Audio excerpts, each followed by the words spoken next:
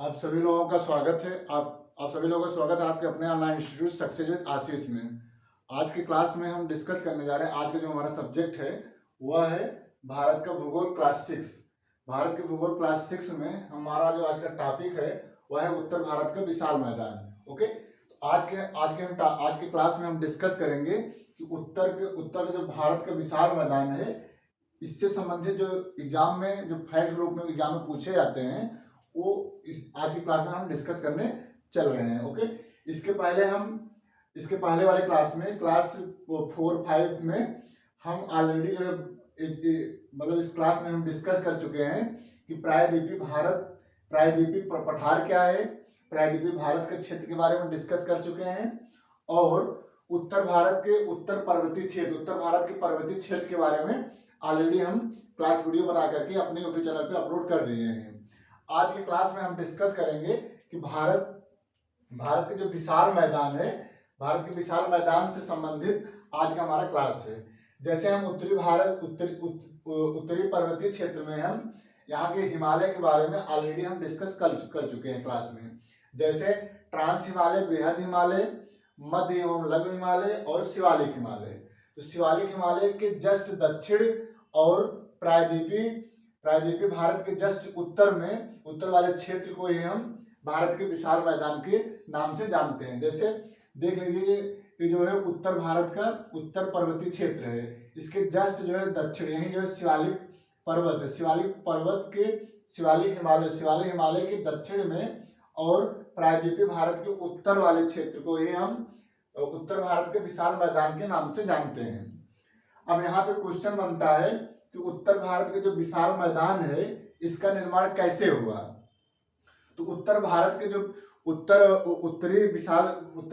विशाल मैदान है इसका निर्माण नदियों के द्वारा लाए गए निक्षेप के द्वारा इसका निर्माण हुआ है। जैसे उत्तर में जो है सिंधु नदी और गंगा नदी और ब्रह्मपुत्र नदी, ये तीनों नदियों के द्वारा अपने निक्षेप के माध्यम से निक्षेपण के द्वारा जो है उत्तर भारत के विशाल मैदान का निर्माण इन नदियों के द्वारा किया गया। इसलिए कहा जाता है कि जो है ये विशाल मैदान, जो उत्तर भारत के विशाल मैदान है, इसे सिंधु, गंगा एवं ब्रह्मपुत्र मैदान के नाम से भी जाना जाता है। ओके, तो इन्हीं तीनों नदियों के द्वारा, सिंधु एवं गंगा एवं ब्रह्मपुत्र नदियों के द्वारा भारत के विशाल मैदान का निर्माण हुआ है। ओके, ये क्वेश्चन पूछा जाता है कि भारत के जो विशाल मैदान का क्षेत्र है यह किन किन नदियों के द्वारा इसका निर्माण किया गया है। तो आंसर होगा कि भारत जो सिंधु नदी, गंगा नदी एवं ब्रह्मपुत्र नदी के द्वारा भारत के जो है उत्तर भारत के विशाल मैदान का निर्माण निक्षेपण के माध्यम से हुआ। ओके, तो चलिए जो है कुछ इसमें फैक्ट है, इस फैक्ट को हम डिस्कस कर लेते हैं। सिंधु, गंगा, ब्रह्मपुत्र तथा प्रायद्वीपीय भारत से आने वाली उत्तर प्रवाही नदियों की निक्षेपण क्रिया के द्वारा इस विशाल मैदान का निर्माण हुआ। ठीक है, जो उत्तर भारत की जो नदियां थी और दक्षिण भारत की जो उत्तरवर्ती नदियां, जैसे सोन नदी हुआ और सब नदी, जैसे सोन नदी, गोदावरी नदी हुआ, ये सब महानदी, ये सब नदियां जो है ये जो है निक्षेपण के माध्यम से ये जो है निक्षेप जो है उत्तर की दिशा में किए। और जो उत्तर दिशा की जो नदियां थी, जैसे सिंधु नदी, गंगा नदी, ब्रह्मपुत्र नदियों के द्वारा निक्षेपण के माध्यम से इस विशाल उत्तर भारत के विशाल मैदान का निर्माण किया गया। ओके, निक्षेपण के माध्यम से इस क्षेत्र को सिंधु, गंगा एवं ब्रह्मपुत्र का मैदान के नाम से भी जाना जाता है। ये जो विशाल मैदान है, इस विशाल मैदान को सिंधु, गंगा एवं ब्रह्मपुत्र के विशाल मैदान के नाम से इस क्षेत्र को जाना जाता है। क्योंकि इन्हीं तीनों नदियों के निक्षेपण के माध्यम से ये जो है विशाल मैदान का निर्माण किया गया है। यह विशाल मैदान जो उत्तर भारत का है, यह इकोनॉमिक क्षेत्र से भी, आर्थिक क्षेत्र से भी बहुत इंपॉर्टेंट क्षेत्र होता है। क्योंकि यहाँ पे अधिकतर जो है कृषि कार्य किए जाते हैं। इसी मैदान में जो उत्तर भारत का विशाल मैदान है, इसी मैदान में जो है कृषि कार्य अधिक मात्रा में किया जाता है। इसलिए यह आर्थिक दृष्टिकोण से भी यह क्षेत्र महत्वपूर्ण हो जाता है। ओके, नेक्स्ट है इसका जो लंबाई, जो इसका क्षेत्र है पूर्व से लेकर के पश्चिम तक इसका जो लंबाई होता है वह है 3200 किलोमीटर। पूरब से लेकर के पश्चिम तक जो भारत के विशाल मैदान है, उत्तर भारत के विशाल मैदान, इसकी लंबाई 3200 किलोमीटर है। ओके, नेक्स्ट है इसकी चौड़ाई। जो चौड़ाई होता है उत्तर से दक्षिण, इसकी चौड़ाई है वह 150 से 300 किलोमीटर माना जाता है। एक अप्रॉक्सीमेट लगभग होता है। ओके, 150 से 300 किलोमीटर इसकी जो है उत्तर से दक्षिण इसकी चौड़ाई होती है, जबकि पूर्व से पश्चिम इसका जो लंबाई है वह है 3200 किलोमीटर। ओके, नेक्स्ट है इस मैदान के निम्न क्षेत्र और उनके नाम होते हैं। कुछ इस जो है विशाल मैदान के कुछ ऐसे क्षेत्र हैं जिनका जो है नाम दिया गया, जैसे भावर प्रदेश और तराई प्रदेश, काप प्रदेश, तो इत्यादि नामों से कुछ इनके क्षेत्र को एक अलग नामों से जाना जाता है। वो एग्जाम में पूछा जाता है। जैसे भावर प्रदेश क्या है?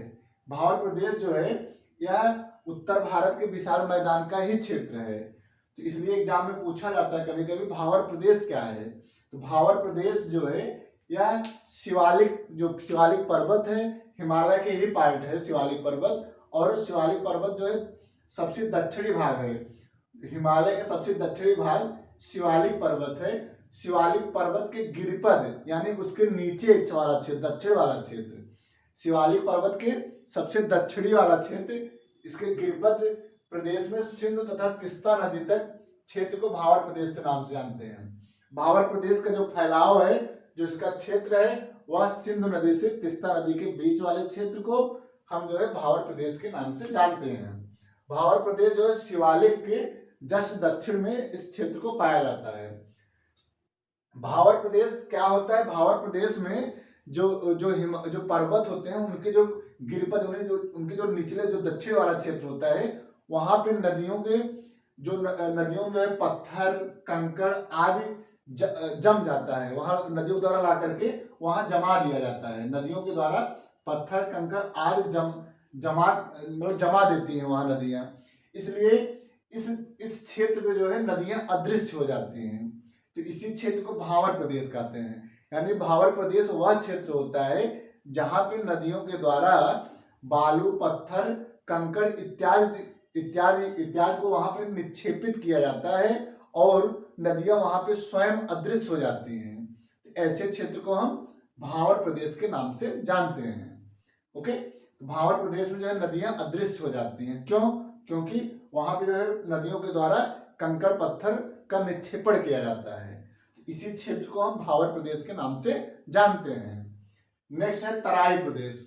तराई प्रदेश होता है जस्ट भावर प्रदेश के जस्ट दक्षिण में वाले क्षेत्र को ही तराई प्रदेश कहा जाता है। यानी तराई प्रदेश जो है भावर प्रदेश के दक्षिण में पाया जाता है, और तराई प्रदेश भी जो है यह भी नदियों के निक्षेपण के द्वारा इस प्रदेश का भी निर्माण होता है। लेकिन यहाँ पे जो है नदियां दिखाई लगने, मतलब जो नदियां भावर प्रदेश में अदृश्य हो जाती हैं वही नदियां तराई प्रदेश में दिखने लगती हैं। ठीक, जबकि ये भी निक्षेपण के माध्यम से इसका भी निर्माण हुआ है, नदियों के निक्षेपण के माध्यम से, लेकिन यहाँ पे जो है नदियां अदृश्य नहीं होती हैं, यहाँ पे नदियां दिखने लगती हैं। ओके, भावर के दक्षिण में 10 से 20 किलोमीटर चौड़ाई इसकी होती है और नदियों के द्वारा दलदली क्षेत्र का निर्माण किया जाता है।